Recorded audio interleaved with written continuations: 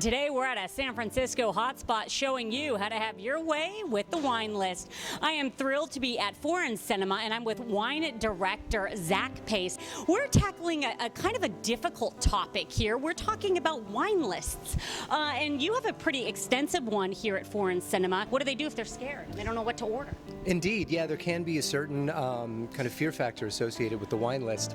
And we take that into mind when we devise our wine list. You see that it's essentially 2 pages, one side red, the other side sparkling whites and rosés. So you're able to get a snapshot of the wine list at a glance. I'm sure many people have had experience with going into restaurants and seeing this tome set in front of them, and sometimes it can be somewhat gruesome to like turn. The Holy Grail, it's so big. Absolutely, right.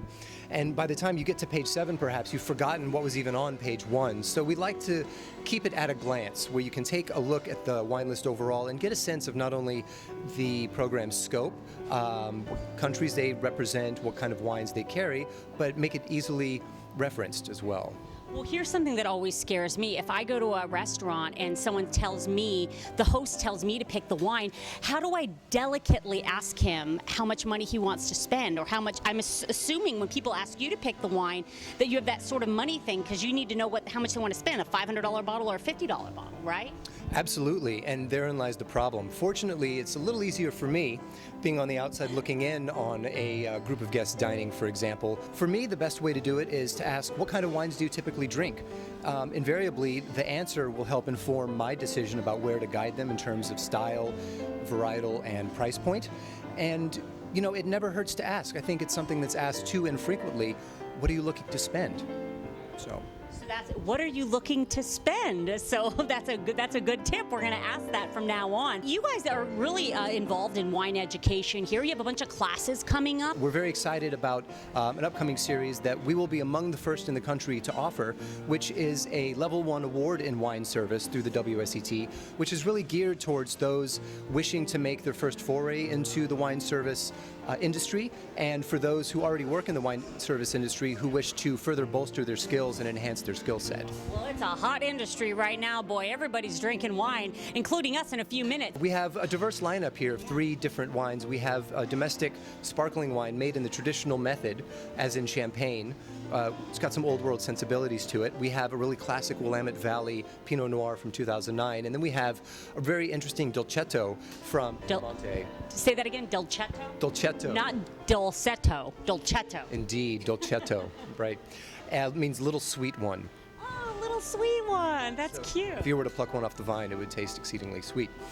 So, 3 examples here. The first one being the sparkling wine. It's said that the winemaker spends sometimes 3 years or more harnessing those bubbles and trapping them inside the bottle. So when you take it in your hand... Oh, I want to take it in my hand. Hang on. Okay. It's very easy to deaden the bubbles with a flick of the wrist. So the main thing you want to remember is not to swirl the champagne, because ultimately you will deaden the mousse, the CO2, and diminish the champagne's particular characteristics. And the 3 years that the winemaker tried to get them in there, they're going to be pretty mad at you. So I don't swirl. Look at me. I wanted to swirl. Right. Everyone has that instinct to immediately swirl, but you're going to dilute some of the effervescence in it, which is the same reason why you take such care in extracting the cork so slowly. So you make sure that whatever CO2 is trapped in there and not suspended in the liquid stays in the liquid. Well, let me ask you something then. How come when we're watching movies and stuff and people are celebrating, they go pop and the thing flies all over the place and champagne goes a-flying? They're just doing it all wrong? Indeed, right? Like in Dumb and Dumber, where they pop the cork and kill the owl, right?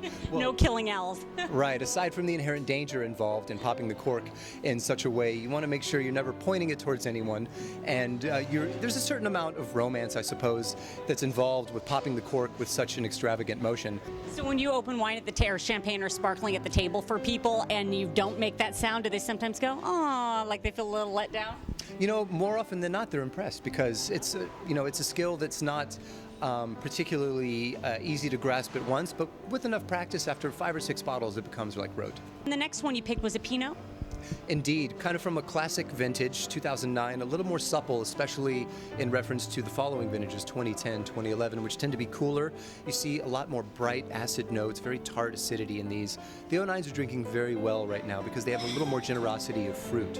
And what's the difference between, say, an Oregon Pinot and a Russian River Pinot? I think first and foremost you have to take into account the latitude.